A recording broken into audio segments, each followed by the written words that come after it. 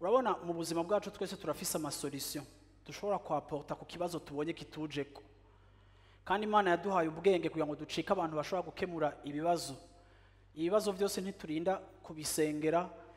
Hariho ibironkera inyishu mu bwenge bwacu no mu kwimvira kwacu, ariko kandi hakabaho n'ibindi bibazo biza biremereye.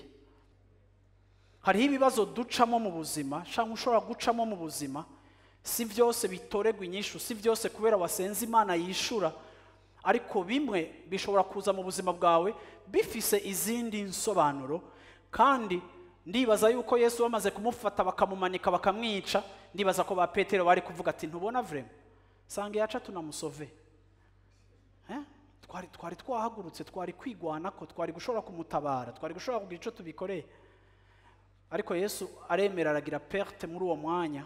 Haleluya, kugira victoire y'ibigire signification irengeye akabataye, ariko victoire yiwe icike victoire y'ibihe byose, kandi apana kubwiwe gusa ariko no kubwacu twese. Haleluya.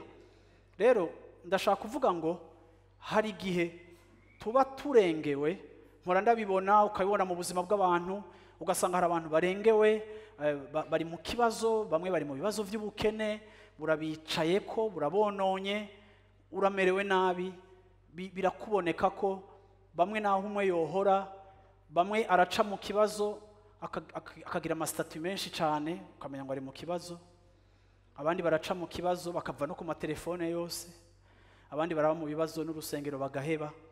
Ndahaye ikaza bagarutse bavuye mu bibazo byabo. Ndashaka kuvuga ngo kurengerwa birashika kandi biri naturel kandi birumvikana. Ndashaka kuvuga ngo ikibazo kuza kikurusha inguvu wowe ukumva urazazaniwe ntufise ingene ugisobanura, birashika, kuko ibibazo bimwe biranaza bitaguteguje, bikaza bifise ugwamo rwinshi, bikaza bisakuza, kandi ukumva ufise possibilité nkeya mu kuboko kwawe, ukumva ntubone ingene aho hantu hava, kubera birugaye nyene.